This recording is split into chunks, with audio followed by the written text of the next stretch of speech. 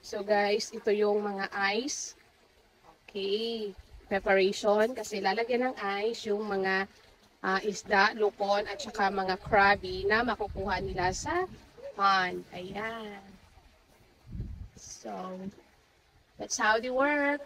Itong life ng dito sa fish pan. Nest Vlogettes! So guys, ito na ang ganap sa punong. So, harvest time. Yan. So, mo mapapakan kaya? Ayan. So, ang laki ng crab. Ayan. Okay. Ayan, guys.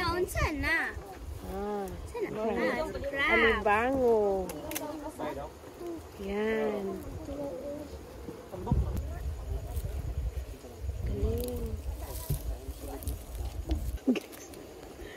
Galing. Mas malaki. Limon dyan eh. Hana dyan. Limon dyan. Ha? Limon. Isa yung limon. Isa kilo. Sa kilo ka po. Ayan. Sige, practice lang ikang dakop daw. Ito po, uy. Ayo.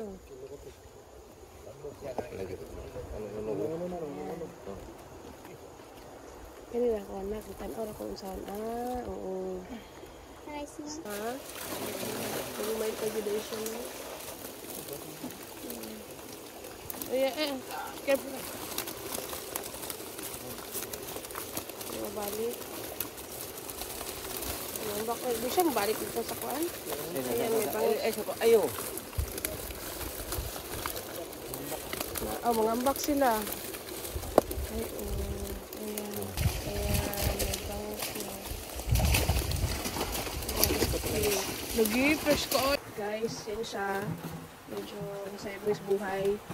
Ayan. Kasi naputol yung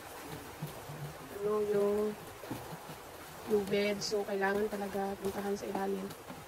Ang daming isda na.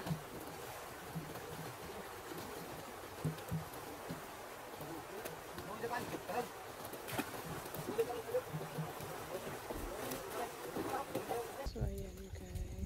Kasi naputol yung nila, lubid. Kawawa naman. Good morning guys. So, andito tayo ngayon. Ang ganda. Ay, oo, mga tulabong na siya, oh.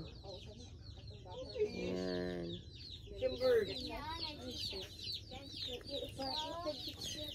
Yung nakuha mo na kagabi. Ayan. And then, Antik na si Suwe. Padul-dul din na mga na. laki. Then, mayo, sige. Ayan, laki ng mga isda. O, diba? King, yan? King crabs. At saka, kumuha din sila ng bangos. Diba?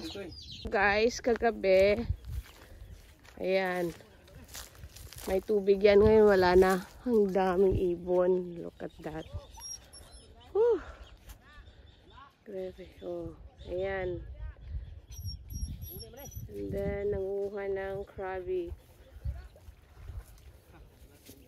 Ayan. Ayan. Nagdala. Ayan. Tingnan nyo yung mga bird. Ayan. Ang ganda. Tingnan. Kasi maraming fishes dyan ngayon kasi harvest time. Yan ang yayari pag harvest time. Ang daming mga ibon. Guys, ang dami. So, yan.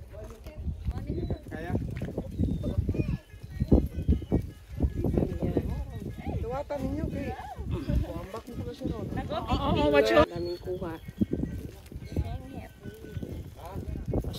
Asyenda dinis. Asyenda dinisel. Nag-vlog lang po ako. So, ayan guys. Nag-packing sila sa mga residue ng mga bangos. Kahapon. Hindi na ubos. Ayan. Ha? Naubos na yung tatay.